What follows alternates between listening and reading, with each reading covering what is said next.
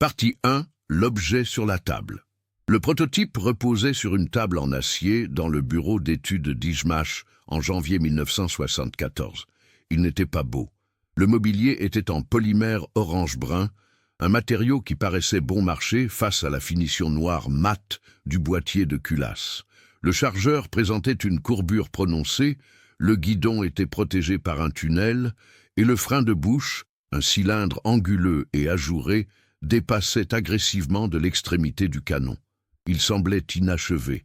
Il paraissait utilitaire. Il ressemblait exactement à ce qu'il était, une machine conçue pour résoudre un problème. Mikhail Kalachnikov se tenait face à lui, les mains posées sur le rebord de la table. Il avait 64 ans. L'Ak-47 avait fait de lui un héros soviétique, un lauréat, un nom prononcé dans le même souffle que Tupolev et Korolev. Mais nous n'étions plus en 1947. Le monde avait changé. L'OTAN avait évolué. Les exigences n'étaient plus les mêmes. Et maintenant, la question était de savoir si la philosophie qui avait fonctionné pendant un quart de siècle pouvait s'adapter à une nouvelle contrainte. Une munition plus petite et plus rapide. La cartouche de 5.45 139 mm se trouvait à côté du fusil, dans une petite caisse en bois, chaque projectile étant nettement plus mince que le 7,62 39 mm qui avait défini la doctrine de l'infanterie soviétique depuis la Grande Guerre patriotique. Cette nouvelle munition était plus légère, plus rapide et générait moins de recul, mais elle dégageait également moins d'énergie.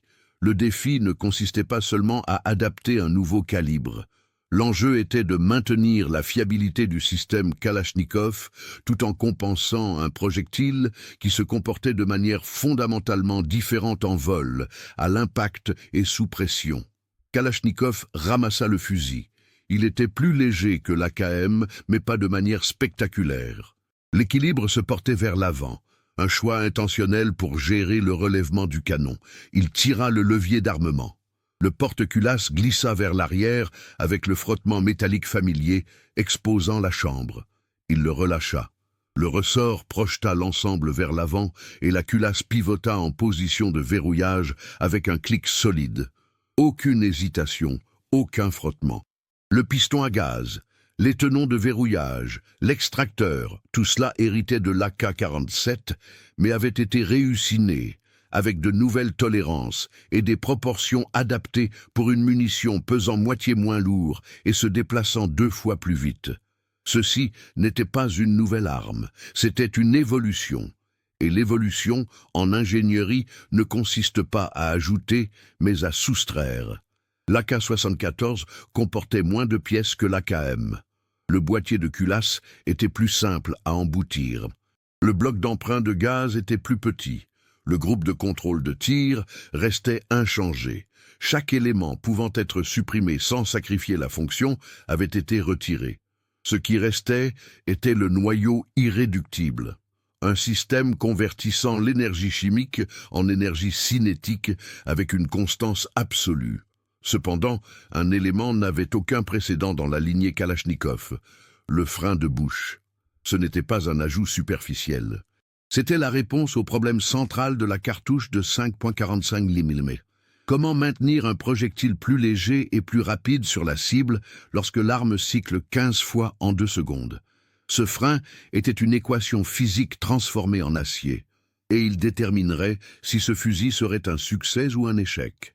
Si des récits comme celui-ci vous aident à voir comment l'ingénierie a discrètement façonné l'histoire, dites-nous dans les commentaires ce qui vous a surpris jusqu'à présent, et restez avec nous pour le prochain chapitre.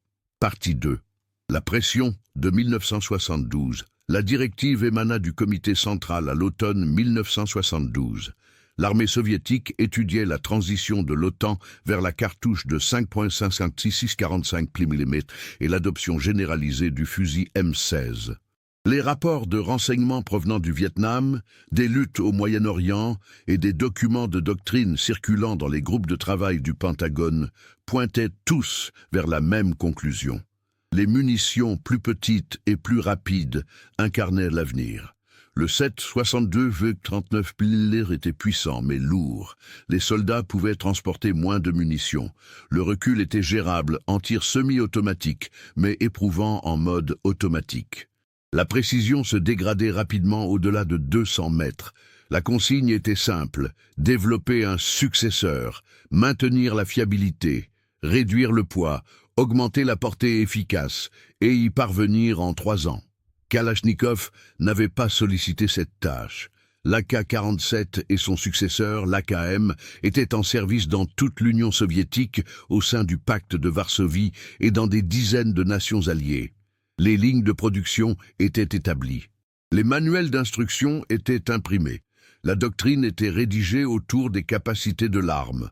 La remplacer n'était pas seulement un défi d'ingénierie. C'était un bouleversement logistique qui allait se répercuter sur plusieurs continents. Mais la pression était réelle. L'OTAN innovait sans cesse. Les Soviétiques ne pouvaient se permettre de prendre du retard. Kalachnikov retourna donc à sa table à dessin, non pour inventer, mais pour adapter. La base resterait le système à piston à gaz à longue course. La culasse rotative demeurerait. Le boîtier de culasse embouti serait conservé. La simplicité resterait de mise. Ce qui allait changer, c'était tout le reste. Le premier défi fut le système de gaz. La cartouche de 5,45 mm générait des courbes de pression différentes de celles du 7,62 mm. Les vents de gaz devaient être repositionnés, redimensionnés et réorientés pour garantir que le piston reçoive l'impulsion correcte au moment précis du cycle de tir. Trop de gaz et le porte-culasse heurterait l'arrière avec une force suffisante pour endommager le boîtier. Trop peu, et l'arme ne parviendrait pas à cycler. Les tolérances étaient étroites, plus étroites que tout ce sur quoi Kalachnikov avait travaillé auparavant. Le deuxième défi concernait le canon, le projectile de 45 mm, voyageait à près de 900 mètres par seconde, plus vite que n'importe quelle munition jamais tirée par la plateforme AK. Le canon devait être assez long pour stabiliser le projectile, mais pas au point de rendre l'arme encombrante. Les rayures devaient être assez agressives pour imprimer une rotation, mais pas au point de s'user prématurément. Et le revêtement en chrome, essentiel pour prévenir la corrosion sur le terrain, devait être appliqué sans affecter la précision de l'âme du canon. Le troisième défi était la bouche du canon. Une munition plus petite signifiait moins de masse quittant le canon, donc moins d'élan vers l'avant pour contrer le recul. L'arme aurait tendance à remonter, à dévier et à disperser les tirs hors de la cible, à moins que quelque chose ne redirige la pression des gaz au moment de la sortie. Kalachnikov avait expérimenté des cache-flammes, des compensateurs et des modèles hybrides. Rien ne fonctionnait. La solution, lorsqu'elle apparut, n'était pas élégante. Elle était asymétrique, aérée et d'une simplicité brutale, un dispositif qui évacuait les gaz latéralement et vers le bas, forçant la bouche à rester stable. Cela fonctionna. Mais cela signifiait aussi que chaque AK-74 aurait un son, une apparence et un ressenti différent de tous les fusils Kalachnikov précédents. C'était là le risque. Les soldats faisaient confiance à l'AK parce qu'il était familier. Modifier cela, c'était risquer de briser le lien entre l'utilisateur et son équipement. Kalachnikov le savait. Et il continua sa conception malgré tout. Partie 3. Le mécanisme expliqué. L'AK-74 ne repose pas sur l'innovation, mais sur l'inéluctabilité. Chaque action mécanique est la conséquence de l'action qui l'a précédée, et chaque composant existe pour s'assurer que cette conséquence se produise sans déviation. Comprendre le fonctionnement de l'arme, c'est comprendre comment la pression des gaz, la masse et l'inertie interagissent dans un système fermé. Le cycle commence lorsque la détente est pressée. Le marteau, maintenu sous la tension d'un ressort, est libéré. Il frappe le percuteur, qui traverse la face de la culasse et percute l'amorce de la cartouche chambrée. L'amorce enflamme la poudre, et la réaction chimique résultante génère une pression de gaz qui se dilate dans toutes les directions. La majeure partie de cette pression propulse le projectile vers l'avant dans le canon. Une petite partie est détournée par un évent percé dans le canon, environ à mi-longueur. Ce gaz détourné pénètre dans le tube à gaz et frappe la tête du piston, une tige d'acier rigidement fixée au porte-culasse. Le piston est projeté vers l'arrière avec une force immédiate et violente. Puisque le piston est solidaire du porte-culasse, celui-ci recule également. Cependant, la culasse elle-même est verrouillée dans la chambre par deux tenons rotatifs engagés dans des cavités de l'extension du canon. La culasse ne peut reculer tant qu'elle n'est pas déverrouillée. Le mécanisme de déverrouillage est élégant. Le porte-culasse possède une rampe de commande usinée sur sa surface intérieure. Tandis que le porte-culasse recule, un ergot fixé sur la culasse suit cette rampe, forçant la culasse à pivoter. Cette rotation désengage les tenons de verrouillage.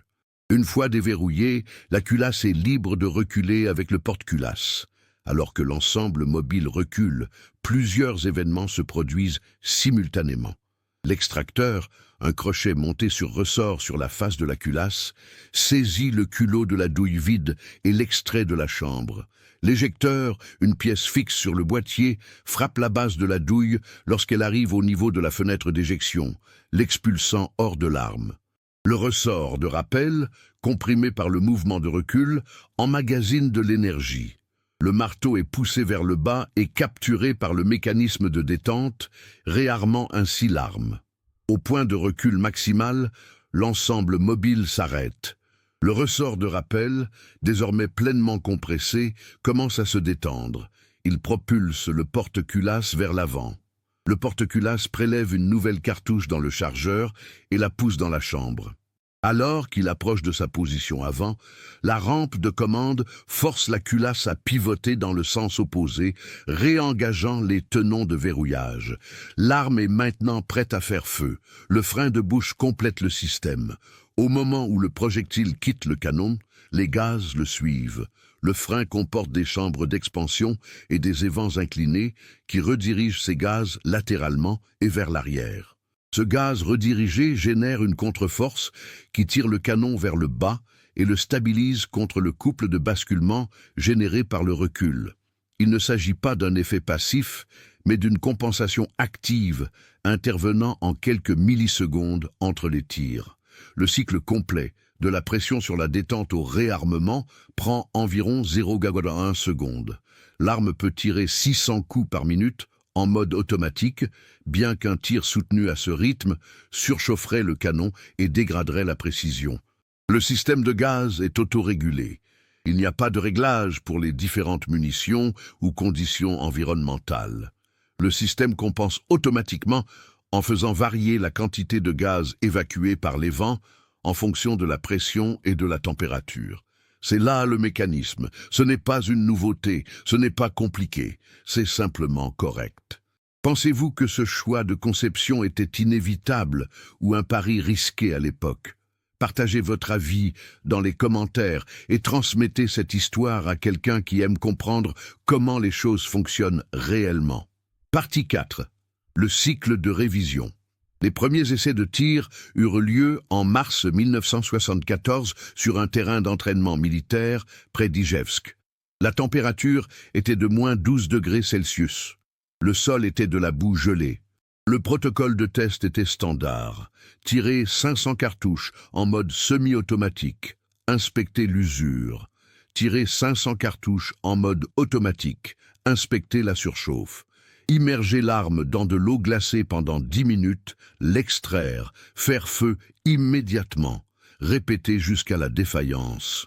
Le premier prototype échoua au IN-247e coup. Le piston à gaz se fissura, la métallurgie était inadaptée, trop fragile pour le stress thermique d'un cycle rapide. Kalachnikov ordonna une refonte. Le piston fut réusiné à partir d'un alliage d'acier différent, avec un traitement thermique distinct, puis testé à nouveau. Il survécut à 5000 tirs avant de montrer une usure mesurable. Le deuxième échec concerna le chargeur. Le polymère utilisé dans les premiers prototypes était trop souple. Sous la charge, les lèvres du chargeur s'écartaient, permettant aux cartouches de se désaligner. Il en résultait une double alimentation. 2 cartouches tentant d'entrer simultanément dans la chambre, bloquant l'arme. Kalachnikov passa à un mélange de polymère renforcé, rigidifia les lèvres d'alimentation avec des inserts en acier et redessina le ressort de la planchette élévatrice pour maintenir une tension constante sur toute la capacité de 30 coups du chargeur. Le chargeur révisé fonctionna. La troisième défaillance fut plus subtile. Les testeurs signalèrent que la précision de l'arme diminuait notablement après avoir tiré 200 coups en succession rapide. Le canon chauffait de manière inégale, ce qui le faisait se voiler légèrement. Le revêtement en chrome était trop fin par endroits et trop épais ailleurs. Cette inconsistance suffisait à dévier le point d'impact de plusieurs centimètres à 300 mètres. Kalachnikov ne changea pas le canon. Il modifia le processus de chromage. Le nouveau protocole garantissait une épaisseur uniforme sur toute la longueur de lame. Chaque échec fut une leçon. Chaque leçon fut un raffinement.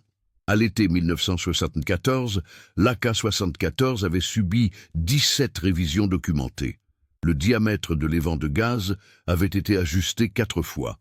La constante du ressort de rappel avait été recalculée à 2 reprises. Le poids de la détente avait été réduit de 4,5 kg à 3,8 kg après les retours des tireurs d'essai qui jugeaient la pression initiale trop lourde pour maintenir une précision constante. Mais la révision la plus importante concerna le frein de bouche. Les premières versions réduisaient efficacement le recul, mais généraient un souffle latéral excessif, des gaz s'échappant sur les côtés avec assez de force pour blesser quiconque se tenait près du tireur. C'était inacceptable pour une arme destinée aux engagements rapprochés de l'infanterie. Kalachnikov modifia l'angle des évents, ajouta des chicanes internes et orienta asymétriquement le motif d'évacuation pour diriger plus de gaz vers le haut et moins vers les côtés. La conception finale réduisit le souffle latéral de 60%, tout en conservant la même réduction de recul. Les tests se poursuivirent durant l'hiver 1974. L'arme fut tirée dans le sable, la neige, la pluie et la poussière. Elle fut jetée d'une hauteur de 2 mètres sur du béton. Elle fut laissée exposée aux éléments pendant des semaines sans nettoyage. Elle fut soumise à des chocs thermiques, chauffée à 50 degrés Celsius, puis plongée dans l'eau glacée, puis tirée immédiatement. Elle survécut à tout. En décembre 1974, l'armée soviétique adopta officiellement l'Ak-74. La production commença en janvier 1975. À la fin de la décennie, plus d'1 million d'unités avaient été fabriquées et distribuées aux forces soviétiques. L'arme qui avait commencé comme une réponse à la cartouche de 5,56 mm de l'OTAN était devenue le nouveau standard. Et elle y était parvenue sans abandonner un seul principe de la philosophie Kalachnikov: simplicité, fiabilité et inéluctabilité. Partie 5. La curiosité finale. La question qui définit l'Ak-74 n'était pas comment l'améliorer, mais comment le rendre plus simple. À une époque où la conception des armes occidentales tendait vers la modularité, les rails pour accessoires et les optiques, Kalachnikov prit la direction opposée. L'Ak-74 comportait moins de pièces que l'arme qu'il remplaçait. Il n'avait pas de régulateur de gaz réglable, pas de canon à changement rapide, pas de point de montage pour les optiques. Il était, à tous égards, plus rudimentaire que les fusils déployés par l'OTAN. Pourtant, ce n'était pas un manque d'imagination, c'était une position philosophique délibérée. Kalachnikov comprenait ce que beaucoup d'ingénieurs oublient. La complexité est un handicap. Chaque pièce supplémentaire est un point de défaillance potentiel. Chaque mécanisme de réglage est un calibrage qui peut dériver. Chaque accessoire est une dépendance. Plus un système devient complexe, plus il devient fragile. Et la fragilité, pour un outil censé fonctionner entre les mains de conscrits dans les environnements les plus froids, les plus chauds, les plus humides et les plus sales de la planète, est inacceptable. La simplicité de l'Ak-74 n'était pas accidentelle. Elle était calculée. Considérez le système de gaz. Les fusils occidentaux de l'époque, comme la famille AR-15M16, utilisaient l'emprunt de gaz direct ou des systèmes réglables. Ces conceptions permettaient un réglage fin selon le type de munition, la longueur du canon ou les conditions extérieures, mais elles exigeaient aussi de l'entretien, des connaissances et des outils. Le système de gaz de l'Ak-74 était fixe. Il ne pouvait être ajusté. Il n'avait pas besoin de l'être. L'arme fonctionnait avec des munitions de surplus, des munitions neuves ou des munitions stockées de manière inappropriée pendant des décennies. Elle fonctionnait parce que les tolérances étaient assez larges pour absorber les variations. Considérez le groupe de contrôle de tir. Il se composait de 8 composants, une détente, un marteau, 2 ressorts et 4 goupilles. Pas de déconnecteur de gâchette, pas de réglage de course morte, pas de modularité du bloc de détente. Le poids de départ était fixé à 3,8 kg, lourd pour les standards de compétition, mais sûr et constant pour un fusil militaire. Le mécanisme était si simple qu'il pouvait être démonté et remonté en moins de 30 secondes sans outil. Considérez le frein de bouche. Il n'avait aucune pièce mobile. Il ne nécessitait aucun réglage. Il fonctionnait purement par la géométrie. Le gaz entrait dans les chambres d'expansion, heurtait les évents inclinés et sortait dans une direction qui contrait le recul. Il n'y avait pas de calendrier de maintenance, pas d'inspection d'usure, pas d'intervalle de remplacement. C'était une pièce d'acier usinée qui remplissait une fonction unique, parfaitement et indéfiniment. C'était là la curiosité finale. L'Ak-74 a réussi non pas parce qu'il en faisait plus, mais parce qu'il refusait de faire quoi que ce soit qui n'était pas essentiel. Chaque caractéristique pouvant être supprimée l'a été. Chaque réglage pouvant être rendu fixe l'a été. Chaque composant pouvant être simplifié l'a été. Ce qui restait était le système minimal viable. Une arme qui pouvait être confiée à un soldat après 1 heure de formation et rester opérationnelle pendant 20 ans. La philosophie de conception de Kalachnikov s'enracinait dans son expérience. Il avait été mécanicien de char pendant la Grande Guerre patriotique. Il avait vu des équipements tomber en panne sur le terrain, non pas à cause de l'action ennemie, mais à cause de la boue, du froid, de la fatigue et de l'erreur humaine. Il avait vu des soldats lutter avec des armes trop délicates, trop compliquées, trop dépendantes de conditions parfaites. Et il avait intégré une seule leçon. La meilleure arme est celle qui n'échoue jamais. L'Ak-74 incarnait cette leçon. Ce n'était pas le fusil le plus précis, ce n'était pas le plus modulaire, ce n'était pas le plus ergonomique, mais c'était le plus fiable. Et dans la doctrine militaire, la fiabilité n'est pas une option. C'est le fondement sur lequel repose toute autre capacité. Partie 6. L'héritage de la réduction. L'Ak-74 est resté en service de première ligne au sein des forces soviétiques, puis russes, pendant plus de 4 décennies. Il a servi en Afghanistan, en Tchétchénie, en Syrie et dans des dizaines de conflits régionaux. Il a été produit sous licence en Bulgarie, en Roumanie, en Pologne et en Allemagne de l'Est. Il a été copié, modifié et adapté par des armées qui privilégiaient la fonction sur la forme. À travers tout cela, la conception de base est restée inchangée. Le système de gaz, la culasse, le groupe de contrôle de tir, tout était identique à l'arme que Kalachnikov avait finalisée en 1974. Cette longévité est rare dans le domaine de l'armement. La plupart des fusils militaires sont remplacés en moins de 20 ans à mesure qu'émergent de nouvelles technologies, de nouveaux matériaux et de nouvelles doctrines. L'Ak-74 a duré parce qu'il n'a pas été conçu pour être le meilleur. Il a été conçu pour être suffisant. Et la suffisance en ingénierie est souvent plus précieuse que l'excellence. L'influence de l'arme s'est étendue bien au-delà de son service direct. La cartouche de 45 Chi 39 mm est devenue le standard de l'infanterie soviétique et russe, influençant le développement de mitrailleuses, de fusils de précision et même de variantes d'exportation chambrées dans les calibres de l'OTAN. La conception du frein de bouche a été étudiée et adaptée par des ingénieurs du monde entier. La philosophie de la simplicité, consistant à réduire un système à ses éléments essentiels, est devenue une référence dans les discussions sur l'acquisition de matériel militaire et l'économie de conception. Mais l'héritage le plus profond est philosophique. L'Ak-74 représente ce moment où un ingénieur a observé la trajectoire du développement technologique et a choisi d'aller dans le sens inverse. Tandis que ses contemporains ajoutaient de la complexité, Kalachnikov en soustrayait. Alors que d'autres cherchaient la modularité et la personnalisation, il poursuivait l'universalité et la standardisation. Et tandis que l'industrie embrassait l'idée que plus de fonctionnalités signifiait de meilleures performances, Kalachnikov prouvait que moins de fonctionnalités pouvaient garantir une plus grande fiabilité. Ce n'était pas de l'entêtement, c'était de la clarté. Kalachnikov comprenait que les utilisateurs finaux de l'arme n'étaient pas des armuriers ou des tireurs de compétition. C'étaient des conscrits, souvent peu instruits, servant dans des conditions allant de la toundra arctique au désert d'Asie centrale. Ils n'avaient pas besoin d'un fusil capable de tout faire. Ils avaient besoin d'un fusil capable de faire une seule chose, à chaque fois, sans faillir. L'Ak-74 était ce fusil.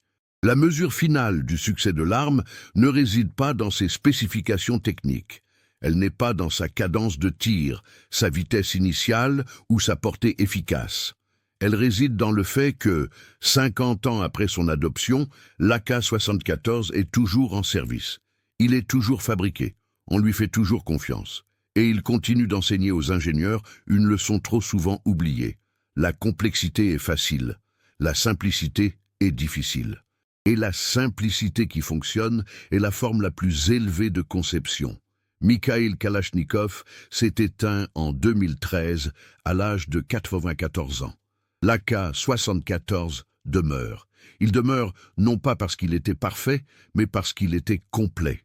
Il a résolu le problème pour lequel il avait été conçu, et il l'a fait avec le minimum de pièces, le minimum d'étapes et le minimum de dépendance. C'est une arme, certes, mais c'est aussi une leçon sur ce que l'ingénierie peut accomplir lorsqu'elle refuse d'être autre chose que le strict nécessaire.